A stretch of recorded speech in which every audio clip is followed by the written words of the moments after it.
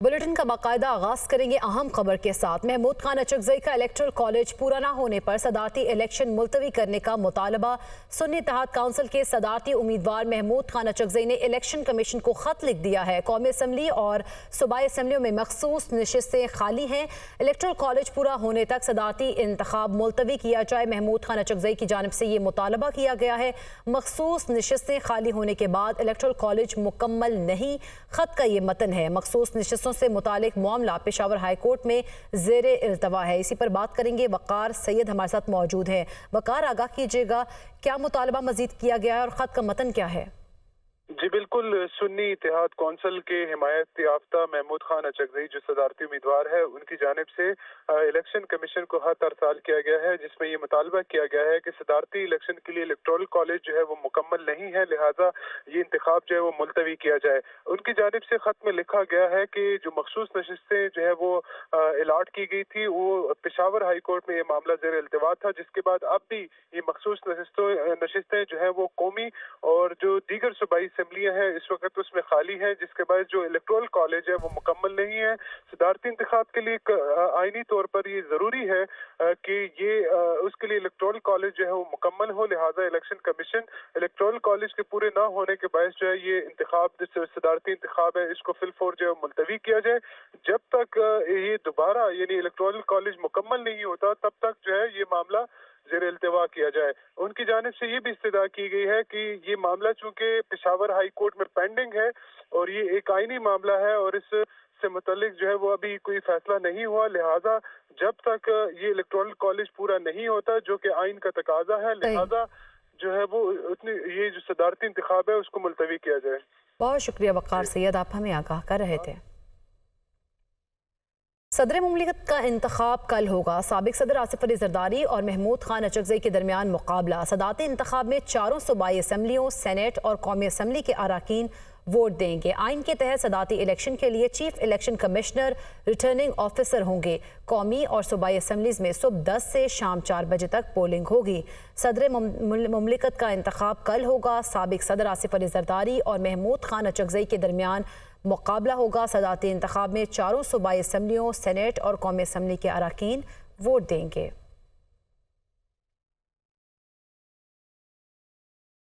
आगे बढ़ते आपको बताएं कि IMF ने PTI का खत मुस्तरद कर दिया है। नई हुकूमत के साथ दूसरे इक़्तिसादी जायजे के लिए IMF की रजामंदी। IMF पाकिस्तान के सियासी मामलात पर तबसरा नहीं करता।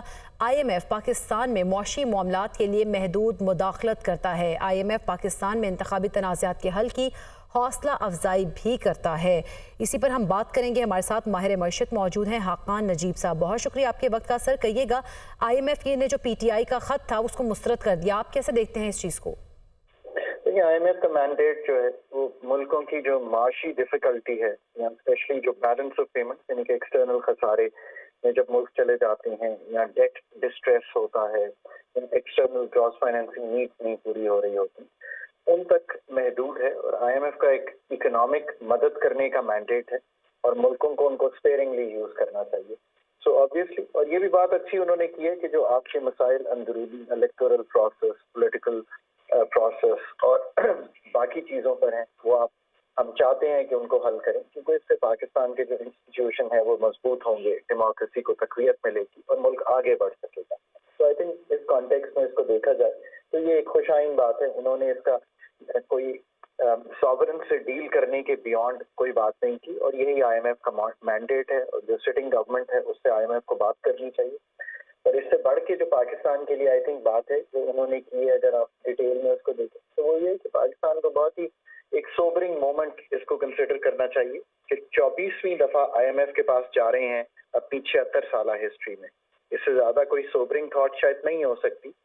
जिसको मैं कहता हूँ एक बैंक है, उसको आपको उस वक्त यूज करना है जब आप क्राइसिस में हो। वो एक डॉक्टर है और वो ICU का डॉक्टर है। आप 24th टाइम उसको अप्रोच करने जा रहे हैं और ये भी याद रखिए कि 21 फैसिलिटीज उसमें से जो आपने की हैं वो इनकम्प्लीट छोड़ी हैं। पाकिस्तान को बहुत मेहनत करनी चाहिए कि करंट स्टैंड बाय अरेंजमेंट को कंप्लीट कर लें, जो कि लाइकली है कि इंटरिम अरेंजमेंट है वो कंप्लीट हो जाएगा।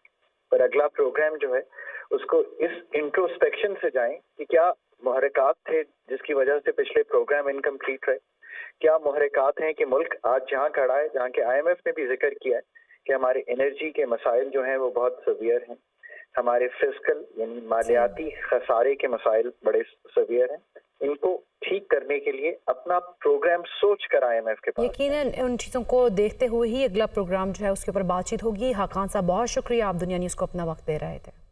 آئی ایم ایف کا وفد 15 مارچ کے بعد پاکستان آئے گا۔ ذرائع وزارت خزانہ کی جانب سے یہ کہا گیا ہے آئی ایم ایف وفد موجودہ اور نئے قرض پروگرام پر بات چیت کرے گا۔ موجودہ قرض پروگرام کی آخری قسط میں پاکستان کو $1.1 ارب ملنے کا امکان ہے۔ نیا قرض پروگرام 6 سے 8 ارب ڈالر کا ہو سکتا ہے، ذرائع وزارت خزانہ کی جانب سے یہ کہا گیا ہے۔ اور ناظرین، وزیراعظم شہباز شریف نے کہا ہے کہ ہمیں اشرافیہ کے لیے کڑوے فیصلے کرنا ہوں گے۔ قوموں نے اپنی شکست کو فتح میں محنت اور مسلسل محنت سے بدلا ہے۔ اللہ نے ہمیں زرخیز زمین دی ہے۔ آزاد کشمیر میں قدرتی معدنیات کے ذخائر ہیں۔ ذاتی پسند ناپسند کو چھوڑ کر پاکستان کے مفاد کی خاطر اکٹھا ہونا ہوا ہوگا۔ انہوں نے مزید کیا کہا، آئیے دیکھتے ہیں۔ ہوں گے ہسپتال کہاں سے بنائیں گے، وسائل نہیں ہوں گے تو یہ قدرتی آفات کا مقابلہ کس طرح کریں گے۔ پی آئی اے کا جو نقصان ہے وہ 825 ارب روپے ہے۔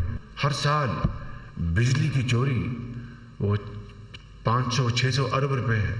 وہ عام آدمی تو نہیں کرتا، امیر آدمی تو جو مرضی کرے اور بجلی کے بل بجلی بن کر ہم پر گرے۔ یہ وہ چیلنجز ہیں جو آج پوری قوم کو جس کا سامنا ہے۔ اس لیے میں سمجھتا ہوں کہ وقت آ گیا ہے کہ ہم اٹھ کھڑے ہوں اور بڑے بڑے فیصلے کریں۔ وہ کڑوے فیصلے ان کے لیے ہوں گے جو اشرافیہ ہے، مگر اس کا فائدہ کن کو ہوگا جو عام آدمی ہے۔ تو میں سمجھتا ہوں کہ آج پاکستان کے لیے سب سے بڑا چیلنج یہ ہے۔ زراعت دیکھیے اللہ تعالیٰ نے کتنی زرخیز زمین دی ہے۔ یہ جو آپ کا آزاد جموں کشمیر ہے، معدنیات ہیں، کیا خوبصورت علاقے ہیں۔ قوم کو ہم نے یکسو کرنا ہے۔ ہم نے نفرتوں کے بجائے محبتوں کے پھول وہ نچھاور کرنے ہیں۔ ہم نے ذاتیات سے اوپر ہو کر اپنی پسند ناپسند کو دفن کر کے پاکستان کے عظیم تر مفاد کی خاطر ہم اکٹھے ہوں۔